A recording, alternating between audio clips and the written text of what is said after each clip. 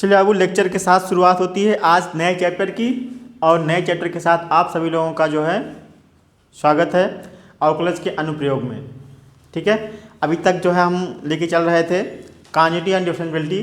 तो continuity and differentiability में मैंने आपको कॉन्टिन्यूटी भी बताया, डिफरेंशियबिलिटी भी बताया और इसमें जो है मैंने डिफरेंशिएशन भी बताया। ठीक है, तो इतने सारे टॉपिक्स जो है पुराने लेक्चर में हो चुके हैं, इसलिए बूस्टर क्लास का मैं एक प्लेलिस्ट भी तैयार कर दिया हूं जिसमें आप सभी जाके वहां पे पूरा सिलेबस आप देख सकते हैं जितना मैं अपलोड करता जाऊंगा। ठीक है, तो उम्मीद है कि आप लोग देख रहे होंगे। आज मैं आपका टॉपिक शुरू कर रहा हूँ अवकलज के अनुप्रयोग। इसमें अब 2-3 टॉपिक बहुत इंपॉर्टेंट है। पहला जो है इंक्रीजिंग डिक्रीजिंग, दूसरा जो है टेंजेंट एंड नॉर्मल, तीसरा आपका मैक्सिमा मिनिमा। ठीक है, इन तीनों टॉपिक पे हम यहाँ पे डिस्कस करेंगे। तो यह अवकलज के अनुप्रयोग में पहला टॉपिक मैं लेके चल रहा हूँ इंक्रीजिंग डिक्रीजिंग का, मतलब वर्धमान और ह्रासमान। ठीक है वर्धमान मतलब इंक्रीजिंग और ह्रासमान मतलब घटना मतलब डिक्रीजिंग। ठीक है, उसी तरह से स्पर्शी और अभिलंब सन्निकट वैल्यू उसी में इंक्लूड करेंगे। जो क्वेश्चन आए हुए हैं सिर्फ उनके बारे में ही चर्चा की जाएगी, ऐसे किसी क्वेश्चन के बारे में चर्चा नहीं की जाएगी जो आपके एग्जाम में कभी आया नहीं है। ठीक है, और ना ही कभी पूछा गया हो। ठीक है, और ऐसा क्वेश्चन ले सकते हैं जो थोड़ा इम्पोर्टेंट लग रहा होगा, उसमें बहुत ही ज़्यादा संभावनाएं होंगी। ऐसे क्वेश्चन कुछ ही ले सकते हैं, ज़्यादा नहीं। ठीक है, तो अब जो है आज शुरू करते हैं वर्धमान और ह्रासमान। पहले थोड़ी सी बात कर लेते हैं राशियों में परिवर्तन की दर के बारे में, फिर उसके बाद वर्धमान पे चलते हैं। तो राशियाँ जो कुछ भी होती हैं कोई भी, उसमें थोड़ी सी परिवर्तन जो आता है उसी को हम डेल बोलते हैं। तो यहाँ पे हम क्या सीखेंगे, या अवकलज के लिए है एप्लीकेशन ऑफ डेरिवेटिव जो है अवकलज के अनुप्रयोग में dy/dx जो होता है वही हमारे पास कहलाती है त्रुटि, मतलब है राशियों में परिवर्तन, rate of change of rate. ठीक है, तो किस पॉइंट पे जा रहा है, किस पॉइंट पे नहीं जा रहा है, किस वैल्यू के लिए जो है यह रेट हो रहा है, इसके बारे में है चर्चा जब टॉपिक चलता है तब की जाती है और जब चैप्टर चलता है। यहाँ पे हम आपको थोड़ा सा डिफिनीशन बता के आपको लेके चलेंगे कहाँ से टॉपिक में क्वेश्चन जो आ रहे हैं। ठीक है, बाकी आपको डिस्क्रिप्टिव के लिए जो है आपको ऑफलाइन क्लास, या मैं जो है कुछ दिन बाद, अभी तो आपका एग्ज़ाम आने वाला है तो इसमें तो नहीं शुरू कर सकता, लेकिन नेक्स्ट जो आपके जूनियर हैं उनके लिए तो पूरी बुक ही मिलेगी। ठीक है, तो चलिए शुरू करते हैं आज का टॉपिक वर्धमान। ठीक है, वर्धमान के कुछ डिफिनीशंस हैं परिवर्तन। तो अब जो है मान लिया कि राशियों के परिवर्तन की दर, rate of change of quantities के बारे में अगर हमें जानना है कि अगर अवकलज कह दिया गया dv/dx। ठीक है बाबू, dv/dx का अर्थ है क्या, जो सिंपली हम जानते हैं कि t के सापेक्ष v में परिवर्तन, v मतलब वेग, सापेक्ष, ठीक है, v मतलब वेग में परिवर्तन। तो t के सापेक्ष v में परिवर्तन होता है। ठीक है, परिवर्तन की जो दर होती है उसी को हम बोलते हैं अवकलज। ठीक है, तो इस प्रकार हम कह सकते हैं कि जो भी हम एक बार डिफ्रेंशिएट करेंगे, मान लिया कि dy/dx, तो इसको हम ये भी लिख सकते हैं dy/dt, dx/dt के रूप में भी हम रिप्रेजेंट कर सकते हैं। और ये तब लागू होता है जब दो राशियां हों। ठीक है, सपोज दैट कोई क्वेश्चन कह दिया कि एक वृत्त की त्रिज्या, एक वृत्त की, क्या लिख रहा हूं, एक वृत्त की त्रिज्या x = 6 सेंटीमीटर। ये आया वो क्वेश्चन भी है आपका, 6 सेंटीमीटर है। ठीक है, एक्स त्रिज्या ले रहे हैं तो आर ही ले लेते हैं, आर। अब यहाँ पे कह रहा है कि आर के सापेक्ष क्षेत्रफल में परिवर्तन की दर होगी, आर के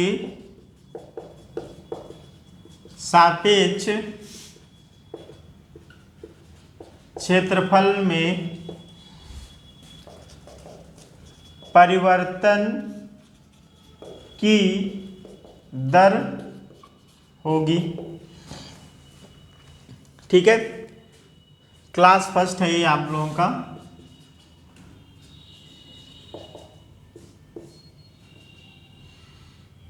lecture first, class 12 lecture first, अवकलज के अनुप्रयोग में।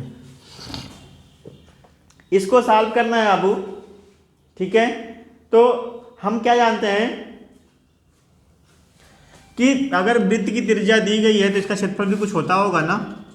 माना वृत्त की त्रिज्या r और क्षेत्रफल a है। ठीक है, तब a इक्वल टू क्षेत्रफल कितना होता है वृत्त का, पाई r स्क्वायर हो जाएगा। अब ये इक्वेशन हमें मिल गया, क्या मिल गया, a equal to pi r square मिल गया। अब r के सापेक्ष मतलब r के रिस्पेक्ट में हमें डिफ्रेंशिएट करना है, जिसके सापेक्ष कहेगा। ठीक है, तो इसको डिफ्रेंशिएट कर दो विथ रिस्पेक्ट टू, तो r के सापेक्ष अवकलन करने पर dr 2 पाई r हो गया। हुआ कि नहीं हुआ। जिसके सापेक्ष कहेगा, x कहेगा, r कहेगा, u कहेगा, जो भी क्वेश्चन में एक्सेट्रा दिया गया हो। अब क्या कह रहा है कि r इक्वल टू कितना, तो उसका यही कहला रहा है, यही जो है परिवर्तन की दर है।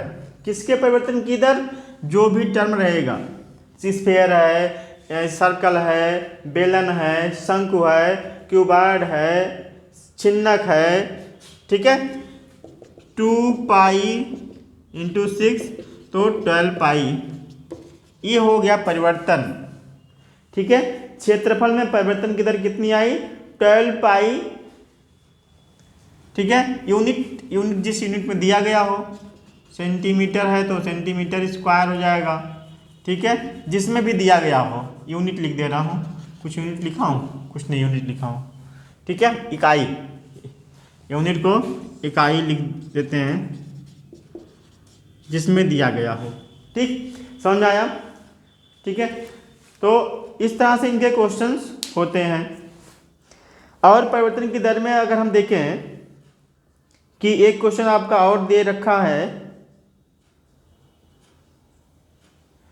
कि एक वृत्त की त्रिज्या, छोटा सा क्वेश्चन है, और एक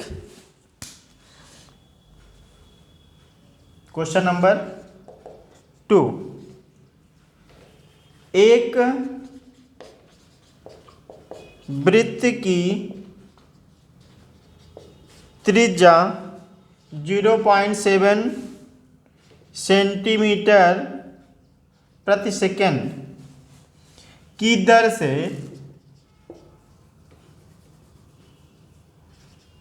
दर से बढ़ रही है।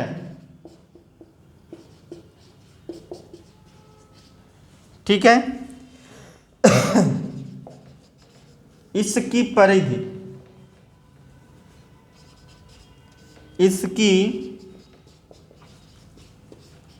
परिधि की वृद्धि की दर, क्या लिखा जा रहा है, की दर क्या है जब r इक्वल टू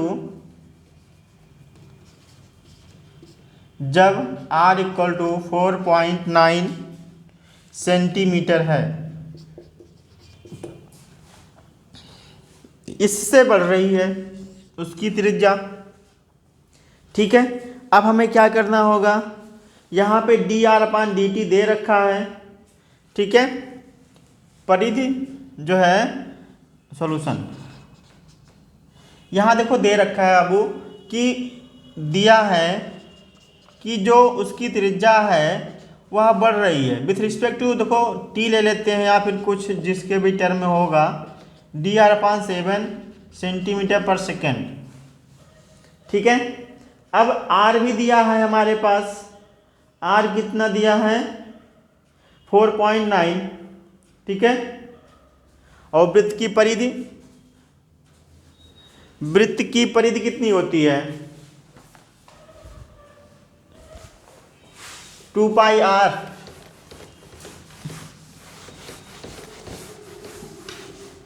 वृत्त की परिधि कितनी होती है बाबू 2πr। अतः वृत्त की परिधि 2πr, ये मिल गया ना। अब ये जो वृत्त की परिधि है उसको हम c से रिप्रेजेंट कर देते हैं। क्यों? क्योंकि जो है ये क्या होता है सरकमफ्रेंस होता है, क्योंकि कोई क्वांटिटी हमें मानना ही पड़ेगा। तो c इक्वल टू क्या हो गया 2πr। यहाँ पे हम जो है r के रिस्पेक्ट में डिफ्रेंशिएट कर लेंगे। ठीक है, सॉरी r के रिस्पेक्ट में कर रहे हैं क्योंकि यहाँ पे t के रिस्पेक्ट में लेके चलना है। dr/dt वैल्यू दिया है, d t के रिस्पेक्ट में 2π dr/dt, तो dc/dt इक्वल 2π dr/dt वैल्यू 0.7, 7 दूना 1.4 पाई। ये आ गया जो है उसका पूरा वृद्धि परिधि के उसमें डिफरेंस आ गया। ठीक है, तो देखो यहाँ पे आपका जो r दिया है ये सिर्फ आपको फंसाने के लिए दे दिया है, इसका यूज है नहीं है। तो हमें बता रहा है कि ये इतना था तो इतना आया, और तब जो है परिवर्तन की दर आप ज्ञात करिए। ठीक है, हाँ वैल्यू रख भी सकते हैं यहाँ पे, या तो फिर यही वृत्त की परिधि में जो है परिवर्तन की दर यही होगा, परिधि की वृद्धि की दर, परिधि की वृद्धि की दर 1.4 पाई। ठीक है, या 1.4 इंटू 22/7 तो 4.4। ठीक है, 4.4 जो यूनिट हमने ले रखा है सेंटीमीटर पर सेकेंड। ठीक, आया समझ में? हाँ, नेक्स्ट आगे देखते हैं कि वृद्धि की दर और कहाँ पूछा जाता है। एक क्वेश्चन और लीजिए, 2017 में आपसे पूछा भी गया था कि एक गुब्बारा है,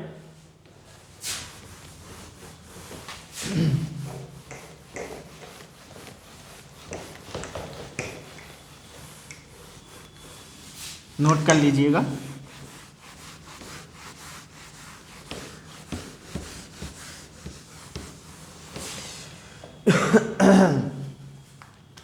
ये तीसरा ले लो। ठीक है, एक गुब्बारा जो सदैव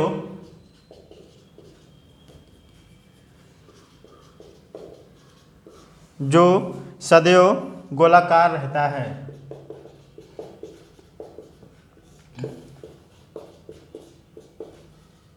दो 2017 में पूछा गया बाबू क्वेश्चन कि त्रिज्या परिवर्तनशील है, कि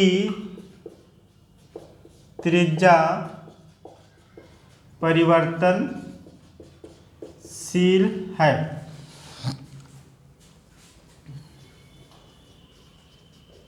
त्रिज्या के सापेक्ष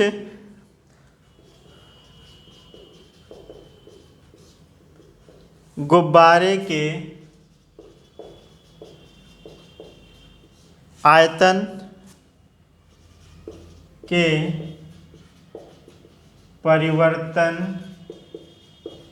की दर ज्ञात कीजिए।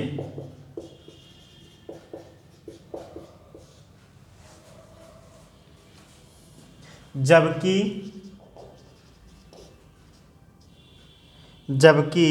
त्रिज्या दे रखा है बाबू, त्रिज्या है 10 सेंटीमीटर।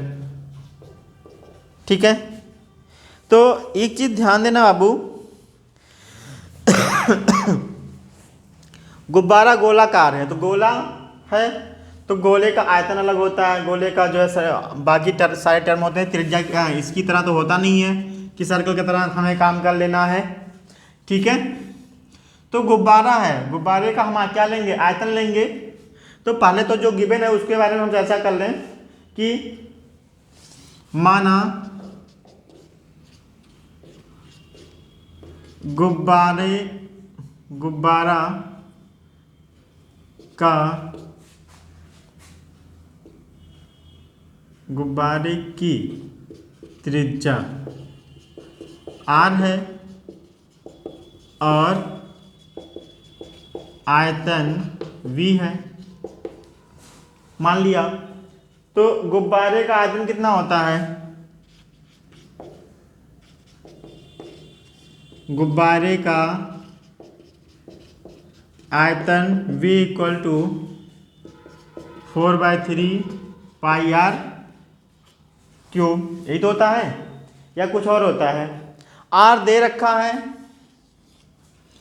r दिया है,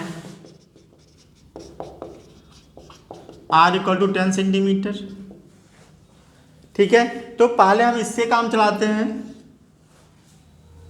ठीक है, क्यों, क्योंकि पहले हम रेट निकालेंगे ना, r के रिस्पेक्ट में जो है परिवर्तन की दर, आयतन में परिवर्तन की दर हमें निकालनी है। तो v equal to 4/3 pi r cube, r के सापेक्ष अवकलन करने पर। ठीक है, r के सापेक्ष अवकलन कर दो आप। जैसे ही अवकलन करोगे कुछ टर्म हमारे पास अलग मिल जाएंगे। क्या मिलेंगे, dv/dr इक्वल 4/3 पाई 3r स्क्वायर, तो 4 पाई r स्क्वायर मिल गया।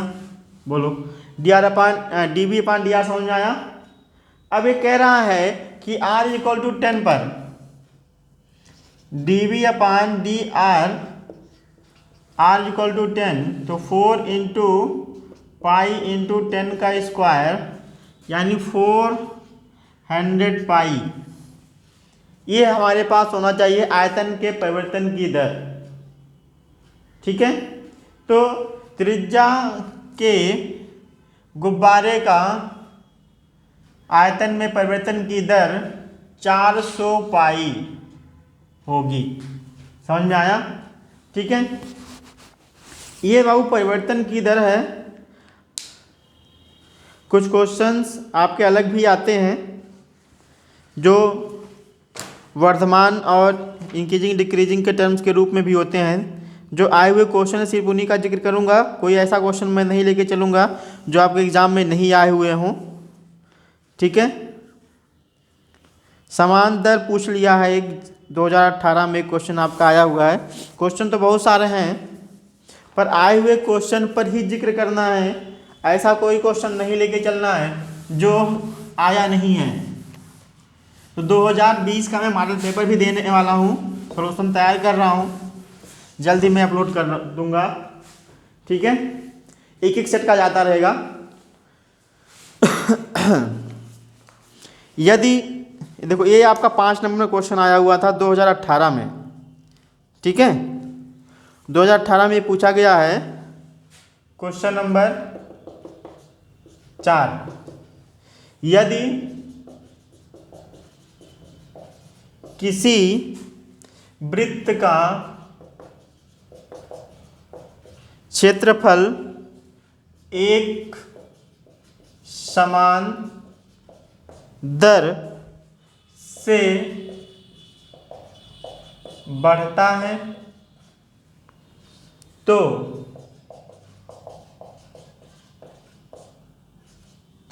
सिद्ध कीजिए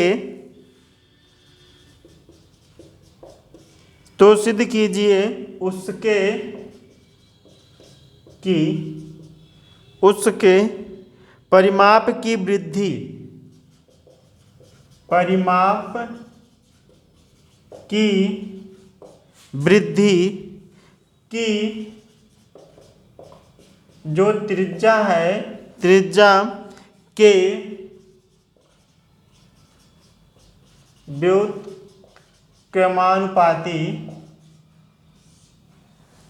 व्युत्क्रमानुपाती होती है। ये क्वेश्चन है आपका 2018 में पूछा गया है। 2018 में क्वेश्चन आपसे पूछा गया है बाबू, ठीक है, 5 नंबर के लिए, 5 नंबर में आया हुआ है, ठीक है। इसका सॉल्यूशन देखते हैं। सॉल्यूशन, पहला काम कि जो है इसमें हम क्या जानते हैं कि गोलाकार है, सॉरी वृत्त है, गोलाकार कह रहा हूँ, गोलाकार इसमें था, ठीक है। सॉल्यूशन, तो माना वृत्त, किसी वृत्त का क्षेत्रफल, माना वृत्त की त्रिज्या r और क्षेत्रफल a है, तो a इक्वल टू क्या मिला, पाई आर स्क्वायर मिला, ठीक है। तो मैंने पाई आर स्क्वायर लिख दिया, ठीक। अब हमें इसका जो है रेट निकालना है, ठीक है बाबू। अब इसको t के हिस्से में डिफ्रेंशिएट कर देते हैं पहले, तो हमारे पास कुछ मिलेगा टर्म, ठीक है। t के सापेक्ष अवकलन करने पर, t के सापेक्ष अवकलन करने पर D A upon D T equal pi two R D R upon D T, इसको बना के रख लो, अभी काम आएगा, ठीक है।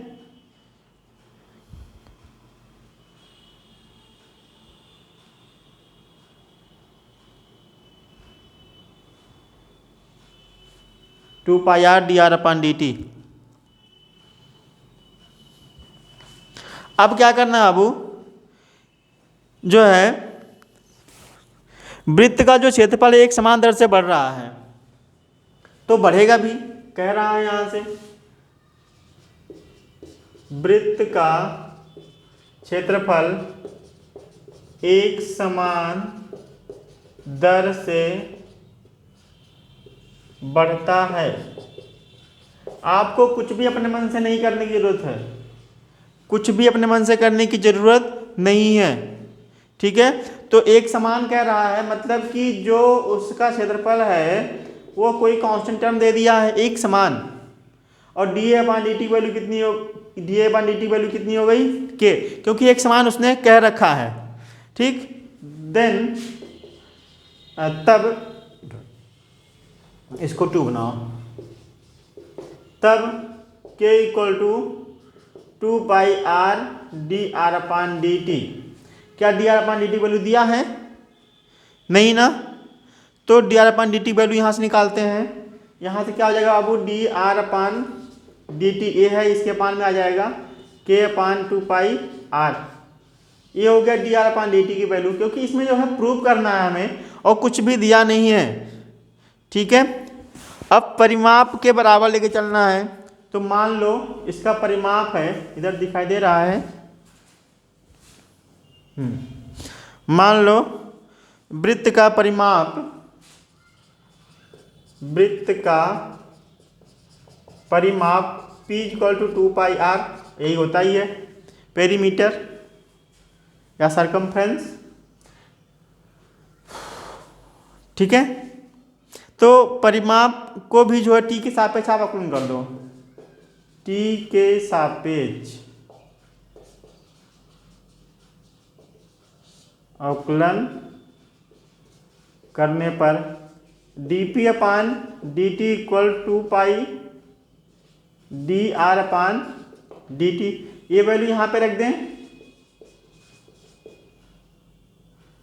तो 2 पाई के अपान 2 पाई आर कैंसिल, तो क्या मिला K/R।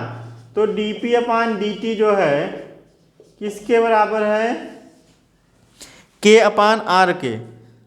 ठीक, और ये कह रहा है कि उसका परिमाप की जो वृद्धि हो रही त्रिज्या के व्युत्क्रमानुपाती, ठीक, R dP/dt n को अनुपाती 1/r के, व्युत्क्रमानुपाती है ना 1/r। अरे भाई ये कांस्टेंट है, ठीक, तो लिख सकते हैं ना। अतः परिमाप की जो वृद्धि है, परिमाप की वृद्धि त्रिज्या के व्युत्क्रमानुपाती होती है। प्रूफ हो गया, समझ में आया? ठीक है, एक क्वेश्चन और है, एक क्वेश्चन और है और आपका ये टॉपिक खत्म। उसके बाद आपका शुरू हो जाएगा स्पर्शी और अभिलंब, क्योंकि इसमें ज़्यादा टॉपिक है नहीं बाबू। तो वर्तमान इंक्रीजिंग डिक्रीजिंग से क्वेश्चन ज़्यादा आते नहीं हैं, ज़्यादातर क्वेश्चन आपके जो है इसी से आए हुए हैं। तो इस छोटे से टॉपिक के लिए जो है एक वीडियो आपका शॉर्ट टॉपिक में कवर कर दे रहा हूँ। उसके बाद टेंजेंट एंड नॉर्मल पे जो है ज़्यादा डिस्कस कर, टेंजेंट एंड नॉर्मल, स्पर्शी और अभिलंब, सन्निकट और मैक्सिमा मिनिमा, इसको बोलते हैं उच्चिष्ट निम्निष्ट से ज़्यादा क्वेश्चन आते हैं। तो जिससे क्वेश्चन ज़्यादा नहीं आते हैं उसमें पढ़ने की क्या ज़रूरत है, ठीक है। उससे ज़्यादा क्वेश्चन आते हैं मैक्सिमा मिनिमा से और स्पर्शी अभिलंब सन्निकट से, तो उसमें ज़्यादा टाइम हम देंगे, इसमें ज़्यादा है नहीं। तो जो 2-4 क्वेश्चन है उसको देख लेते हैं।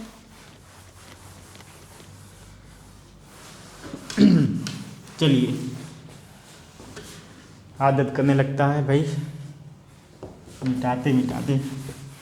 क्वेश्चन थोड़े बड़े हैं ना, छोटे होंगे।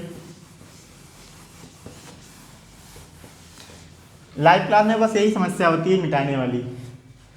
आप लोग की डिमांड है लाइव क्लास, तो इस चैप्टर के बाद मैं लाइव क्लास लूँगा आप लोगों का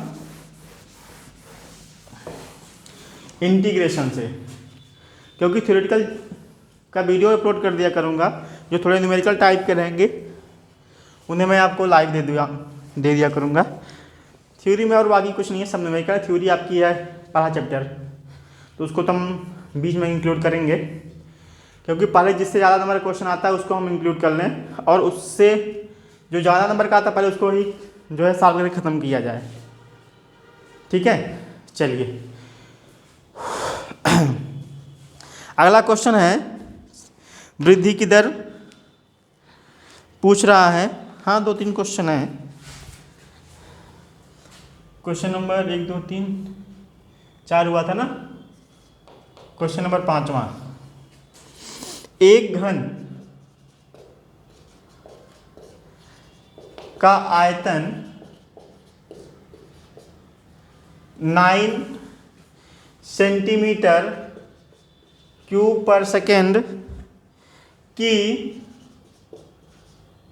दर से बढ़ रही है,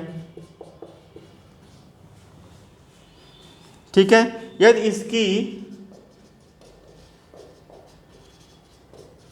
इसकी कोर की लंबाई 10 सेंटीमीटर है, तो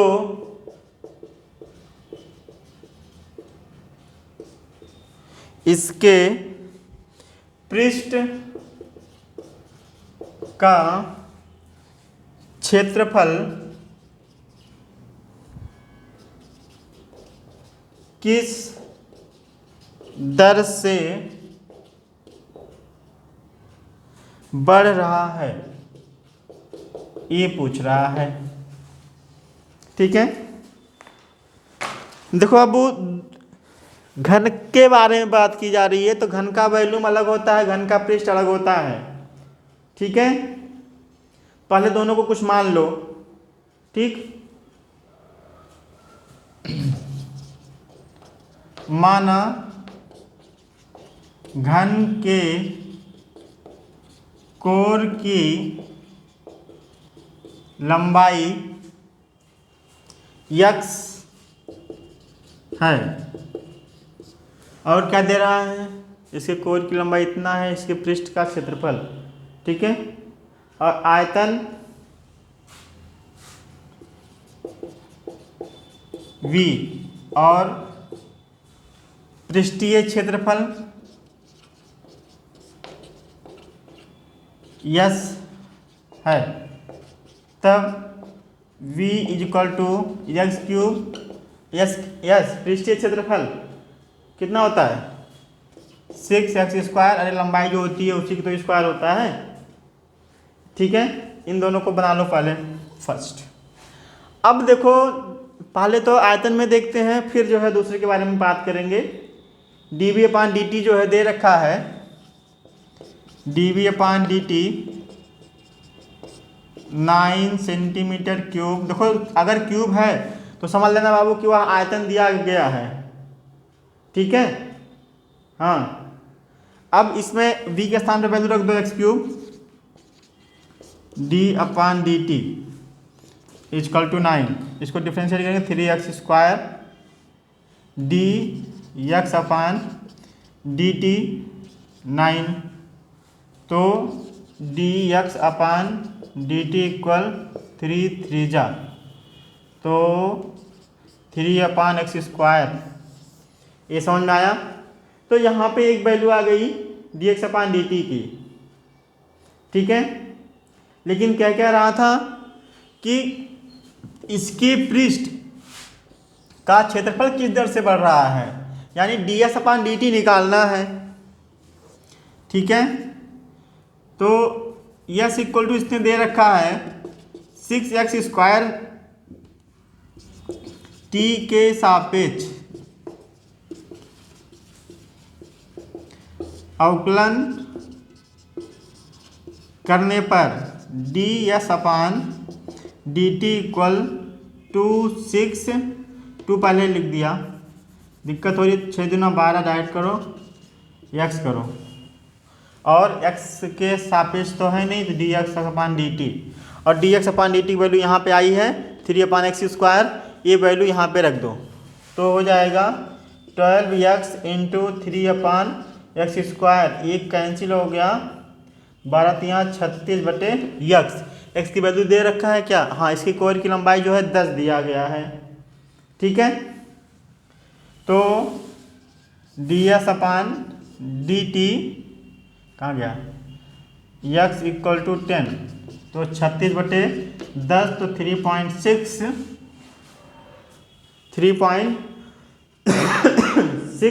सेंटीमीटर पर सेकेंड की दर से बढ़ रहा है। सेंटीमीटर पर सेकेंड की दर से बढ़ रहा है। ठीक है, कौन, इस पृष्ठ का क्षेत्रफल। ठीक, अगला क्वेश्चन 2000, ये आपका 2018 में, ये 2019 में आया हुआ था। क्वेश्चन नंबर 6 ये किस सन में आया हुआ है, ये आपका दिया 2019 में। एक स्थिर तालाब में, इसमें क्या कह रहा है, बेतेजी से बढ़ रहा है, इसमें भी रेट निकालना है। एक स्थिर तालाब में एक पत्थर डाला जाता है और उत्पन्न तरंगे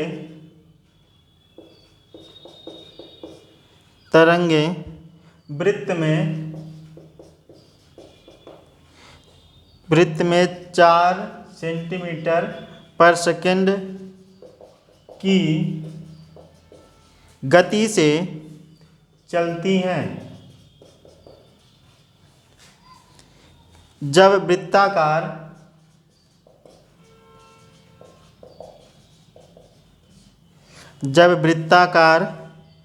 तरंगों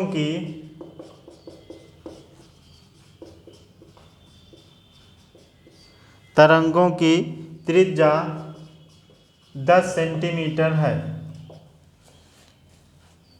तो उस क्षण उस क्षण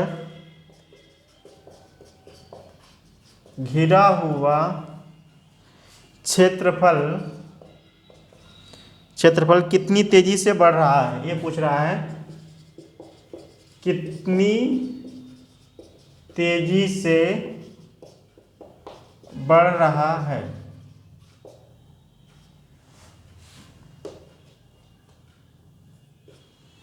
कितनी तेजी से बढ़ रहा है ये हमें देखना है अब। ठीक है, चलिए। तो पहला काम हमारा होता है कि जो वृत्ताकार, भाई देखो कुछ चीज़ें तो हमें माननी पड़ती है ना पहले। माना वृत्ताकार कहाँ है, तालाब में एक पत्थर डाला जाता है, वृत्ताकार तरंगों। तो वृत्ताकार की कुछ भी हो, त्रिज्या ले लिया, त्रिज्या r और क्षेत्रफल a है।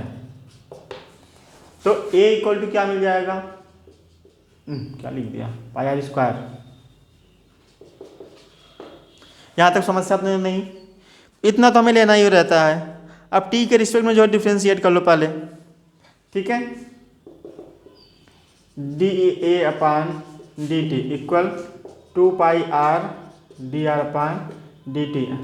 यहाँ लिख लो t के सापेक्ष अवकलन करने पर। ठीक है, t के सापेक्ष में अवकलन कर दिया तो हमारे पास टर्म मिला D R upon D t. Value कितना दिया रखा है, उत्पन्न तरंग कितनी है, दिया है D R upon D T equal 4 centimetre पर सेकेंड। ठीक है, और क्या दिया है, फिर तरंगों की जो त्रिज्या है r इक्वल टू 10 सेंटीमीटर, और क्षण से घिरा हुआ क्षेत्रफल कितनी तेजी से बढ़ रहा है। ठीक है, तो D R upon D T पहले वैल्यू रखते हैं इसमें। तो from equation first D A upon D T 2 pi R into 4, तो 4 दूना 8 पाई आर, और आर की वैल्यू है क्षेत्रफल ही पूछ रहा तो फिर तब तो और आसान है। 8 इंटू 22/7 कटेगा, नहीं कटेगा तो पाई रहने दो। आर 10, 8 दाएं 80 पाई। तो कितने घिरा जो क्षेत्रफल है वह 80 पाई सेंटीमीटर पर सेकेंड से तेजी से बढ़ रहा है। तो क्वेश्चन कितना बड़ा, आंसर कितना छोटा। ठीक है, इसमें एक क्वेश्चन और है। ठीक, तब आपका आ जाएगा टेंजेंट एंड नॉर्मल। एक क्वेश्चन और दिया, अच्छा वर्धमान से दे दिया गया एक क्वेश्चन आपका 2019 में। वर्धमान से, तो वर्धमान का टॉपिक मैंने बताया नहीं है, तो उसके लिए क्वेश्चन आप समझ लो, ज़्यादा टॉपिक समझने की कोई ज़रूरत नहीं है। अभी टॉपिक पे जो है टाइम चला जाएगा काफ़ी। ठीक है, तो उससे अच्छा है कि जो है हम एक क्वेश्चन आपका आया हुआ है और कहीं अगर मिलेगा तो आपको बताएंगे भी। ठीक है, हाँ समझा देते हैं उसी में, वर्धमान और ह्रासमान। खैर पहले बोर्ड जरूरी है। ठीक है, बोर्ड का एग्जाम की जो है इसमें कितना नंबर हम गेन कर पाएँ। पहली प्राथमिकता बाबू, कोई भी सब्जेक्ट हो उसमें आए हुए प्रश्नों का पहले करेक्शन करो आप, और उसको जरूर पढ़ डालो पहले, पहली प्राथमिकता। ठीक है, ज़्यादातर बच्चे आपका वहीं पे 70% हो गया डिक्लेयर। आए हुए प्रश्नों का अगर आप कलेक्शन कर लिए, पढ़ लिए, तो 70% नंबर आपका पक्का, कोई काट ही नहीं सकता। ठीक है, कोई भी नहीं काट सकता कि आपका 70% नंबर नहीं आएगा। उससे प्लस अब नए क्वेश्चन, वो तो भाई जो है नए क्वेश्चन लाने के लिए आपको पढ़ना पड़ेगा, और उम्मीद है अगर इतना ही पढ़ लिए तो मेरी गारंटी है कि 80% आपका आएगा। ठीक है, चलिए क्वेश्चन मार्कर कहाँ गया, इस टॉपिक का लास्ट क्वेश्चन। सिद्ध कीजिए एक क्वेश्चन वर्धमान का है सिर्फ कि F x equal tan inverse sine x plus cos x x greater than 0 से प्रदत्त फलन 0, π/4 में निरंतर वर्धमान फलन है। ठीक है,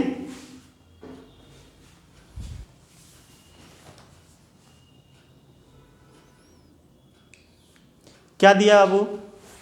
तो वर्धमान क्वेश्चन नंबर 6A7। ठीक है,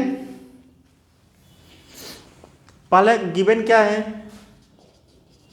वर्धमान, तो ये क्वेश्चन में तो अच्छे से समझ में नहीं आएगा, इसका एक अलग सा वीडियो मैं बना दूंगा, लेकिन पहली बोर्ड की आवश्यकता है, पहले बोर्ड वाला कंप्लीट हो फिर बनाते हैं। इसको डिफ्रेंशिएट करते हैं बाबू x के सापेक्ष में अवकलन करने पर।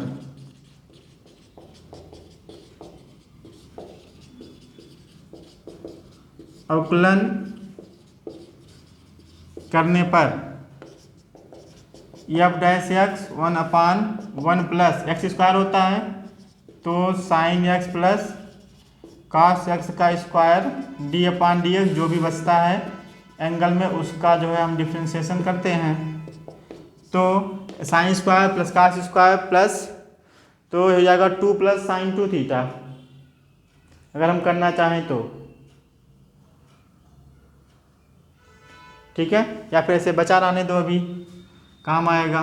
इसको डिफ्रेंशिएट कर लेंगे हम यहाँ पे, साइन का कॉस एक्स, कॉस का minus sine x, 1 + sin x plus, अभी इसको कुछ मत छोड़ो क्योंकि अभी इसकी आवश्यकता है। ठीक है, ठीक, अब हमें जो है बात कर, ये वैल्यू जो x की है वो 0 से बड़ी है। ठीक है, पहले तो एक काम करो, ऊपर वाले को tan बना लें ताकि थोड़ा सा फ़ायदा हमें मिलने की संभावना हो जाएगी कि एक टर्म हमारा अलग हो जाएगा। cos 1 minus tan x upon 1 + sin x plus cos x।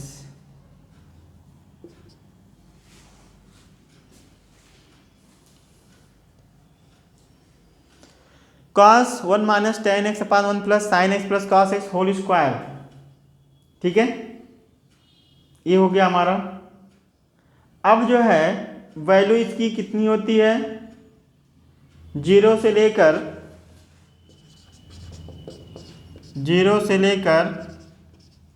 π/4, क्योंकि डिनोमिनेटर का ही देखते हैं, डिनोमिनेटर से मतलब रखते नहीं ज़्यादातर डिनोमिनेटर में। ठीक है, अब जो है इस वैल्यू को भी कर लो, और cos की जो वैल्यू होती है वह 0 से बड़ी होती है। हाँ, कामा, अब इसकी वैल्यू जो बात करेंगे 1/1 + sin x plus cos x की, ये भी वैल्यू 0 से बड़ी होती है। अब क्या बचा, 1 - tan x, ये भी 0 से बड़ी होती है। कर दो, 1 - tan x ग्रेटर देन 0। अब यही हमारा निकल रहा वर्धमान या निरंतर वर्धमान है कि नहीं। अगर सारा वैल्यू जो है बड़ा मिलेगा, वर्धमान तभी होगा जब 0 से बड़ा होगा, छोटे पे तो जो है आपका ह्रासमान होने लगेगा। हाँ, अगर कोई उससे भी छोटी वैल्यू है वहाँ पे हमें एक इंक्रीजिंग ऑर्डर देखना रहेगा तब। ठीक है, ठीक, since 0 greater than tan x π/4, π/4 इसको 1 कर दें डायरेक्टली, ये सही रहेगा, 0 से 1 के बीच। अब हम बात करते हैं इसके cos के लिए, जो वैल्यू हमारे पास है, तो ये वैल्यू तब 1 होने के पहले इसके बारे में जाने होगी कि जब x की वैल्यू जो है π/a होगी, 0 से π/4 के बीच की होगी, ठीक है। और एक complete value cos x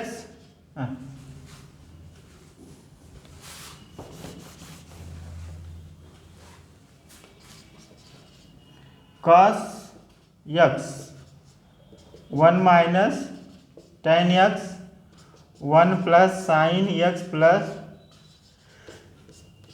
cos x का स्क्वायर इज ग्रेटर देन 0। तो एफ डैश जब ये सारी वैल्यू इतनी है तो एफ डैश एक्स भी क्या होगा, 0 से बड़ा होगा। और जब ये 0 से बड़ा होगा अतः फलन निरंतर वर्धमान होगा। ठीक है। फलन इसमें लिख सकते हो, फलन 0 π/4 में, ठीक है। ये चीज़ मैंने छोड़ दिया। ये आपकी क्लास बस इतना ही। कल आपकी क्लास जो है, इसके बाद जो है नेक्स्ट क्लास आपकी होगी टेंजेंट एंड नॉर्मल की स्पर्शीय और अभिलंब या सन्निकट वैल्यू। तो ये तीनों एक साथ मैं पढ़ा दूंगा आपको। इसके बाद मैक्सिमा मिनिमा यानी उच्चिष्ट निम्निष्ट का वीडियो मैं आपके पास प्रोवाइड करूंगा, ठीक है। तो आज क्लास बस इतना ही, धन्यवाद, ठीक है। आप लोग कंटिन्यू पढ़ाई करते रहिए, वीडियो लाइक शेयर करते रहिए, देख लीजिए, ठीक है, अच्छे से। जहाँ भी समस्या हो वह हमें आप कमेंट बॉक्स में लिख के बता सकते हैं। तो आज क्लास बस इतना ही, धन्यवाद।